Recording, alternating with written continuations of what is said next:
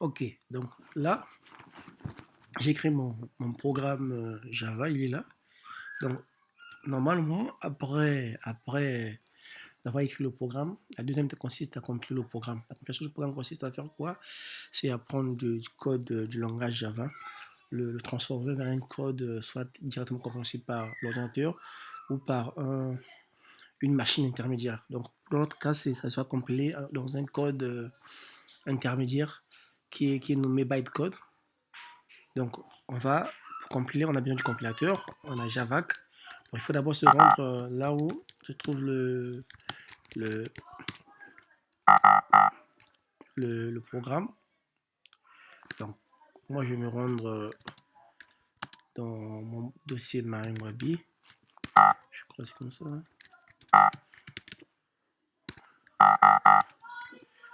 Donc, c'est MariaMrabi. OK. Je fais ls, je vois bien, il y a ce même programme qui est ici, là. Donc, je vais le compiler, c'est javac javac, le nom du programme. Je compile ce programme-là. Donc, c'est ce que Eclipse aussi fait aussi. Donc, vous voyez, dès qu'il a fini de compiler, est transformé en un programme .class. C'est ça le programme Java. Maintenant, supposons que dans mon programme, il y avait une erreur. Vous voyez, j'ai écrit n'importe quoi, c'est comme tout à l'heure on a fait sur Eclipse. On revient, je supprime ce programme. Je supprime ce programme. Ok, il est supprimé. Ok, je vais compiler ce programme avec cette erreur. Normalement, il doit me parler. Voilà. Il me dit que mon programme n'a pas fonctionné parce que dans la ligne 5, il y a une erreur en tout cas. Si je repars, je vois qu'effectivement, à partir avant la ligne 5, il y a une erreur ici. Donc, c'est ça ce que Eclipse aussi fait aussi. Donc, il compile en arrière-plan le programme. Là, si je le compile à nouveau, il passe sans problème. Il me crée le programme. Donc, je peux ouvrir ce programme pour voir à quoi ressemble. Je vais l'ouvrir directement en ligne de commande. Donc, je vais dire, je vais l'ouvrir, classe. Voilà plus ou moins à quoi ressemble le bytecode. Donc, c'est pas du binaire directement compréhensible par l'ordinateur. Il est compris par la JVM, donc Java Virtual Machine. Voilà pourquoi pour exécuter un programme Java, si on n'a pas installé en amont une JVM, le programme ne va pas s'exécuter. Parce que c'est la JVM qui comprend ce bytecode. Et c'est la JVM qui va prendre ce bytecode qu'il va interpréter ça en tout cas. Voilà pourquoi on dit que Java, c'est un langage qui est à la fois compilé, parce qu'on possède par une compilation, et interprété, parce que pour l'exécuter, c'est pas le fruit de la compilation qui est directement exécutable. Il faut passer par une machine virtuelle qui va traduire, en tout cas interpréter ce programme. Voilà pourquoi il y a Java, c'est lui qui va traduire ce programme. Donc, il suffit de lui passer le nom de la classe. C'est normalement le mot point classe, mais par convention, on ne passe pas le point classe dès que je l'exécute. En tout cas, bonjour au confiné. Là, c'est le process de, de création d'un programme Java, tout simple. Donc, la prochaine vidéo, on continue ou bien on va voir comment déclarer les variables. Donc, dans les cours des algorithmes, on a parlé des variables. C'est quoi une variable?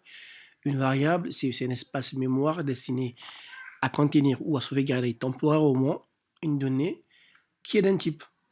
Prenons l'exemple, on veut stocker une donnée qui a pour valeur de type entier. Donc, je vais déclarer int, c'est pour dire entier. Je vais dire A, c'est une variable. Donc, une variable a toujours un nom, en tout cas. Et là, je déclare et je peux affecter une valeur à une variable. Donc, l'affectation, c'est comme dans les cours de l'algorithme, c'est variable égale reçoit une valeur. Donc, je peux très bien afficher cette valeur, dans la valeur de A et le signe plus, qui est ici sert de concaténation avec le A. Si je repars pour le compiler,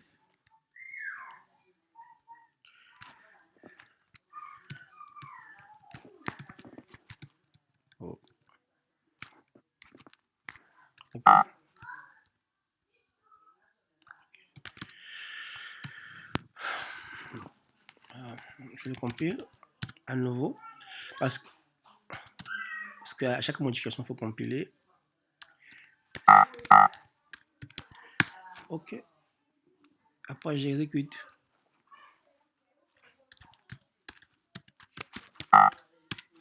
Voilà. La valeur de A est 0. Donc, vous voyez bien que j'ai mis 0. C'est bon? Maintenant, supposons que je mettais rien, aucune affectation. Je recompile. Qu'est-ce qu'il me dit? Il me dit ta variable doit être initialisée. Donc, il y a toujours une valeur d'initialisation d'une variable. Donc, voici une valeur.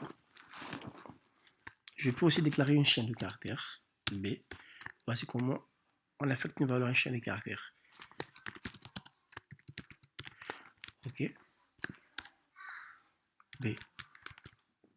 Qu'est-ce que je fais? Je recompile.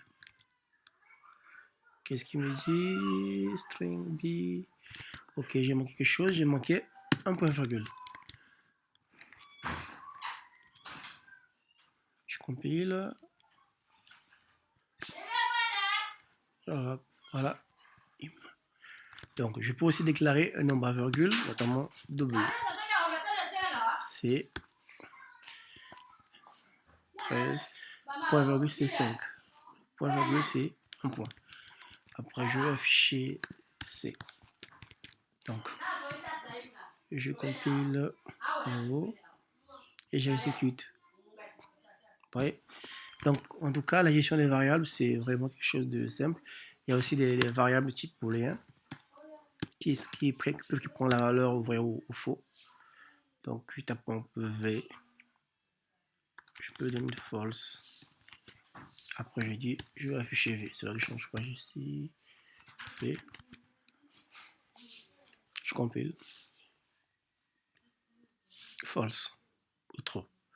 Donc, c'est maintenant, généralement, certaines valeurs que doit saisir l'utilisateur doit provenir de l'extérieur. Supposons, je vais déclarer une variable, par exemple, je vais déclarer un objet qui va me permettre de lire les entrées saisies par l'utilisateur. Donc, je vais faire ce qu'on appelle une importation. Ceux qui ont fait du C savent en quoi ça ressemble. Ça ressemble à inclure parce que, en fait, dans le JDK, il y a certains éléments qui sont fournis déjà par défaut, notamment les types de variables. On n'a pas besoin de faire une importation pour cela. Mais il y a d'autres, par contre, qui ne sont pas fréquemment utilisés. Mais dès lors qu'il veut être utilisé, il faut explicitement inclure ces composants. Enfin, c'est des packages que nous allons voir plus tard. Donc, je vais dire Java utile scanner. En fait, c'est un objet scanner qui est capable de nous permettre de saisir au clavier. Donc, pour le moment, nous allons le retenir comme cela. Après, nous reviendrons. On peut l'appeler clavier. Et on va dire, on va créer un nouvel objet qui va nous permettre de faire. On regarde la syntaxe. On la retient d'abord pour le moment. Voici comment ça se passe. Après, je vais tout enlever. Donc ici, je vais dire, je vais inviter par exemple l'utilisateur à entrer une valeur. OK. Je vais lire une valeur. Je vais dire, ah, voici comment je lis ça, clavier. Donc, avec l'objet scanner, quand je veux lire un entier, je dis next. Enter. Ceci. Je lis une valeur. Après, je vais faire un calcul avec ce nombre. Donc, je vais dire enter. B reçoit A, qu'on a lu le clavier, fois 10. C'est bon. Après, affiche.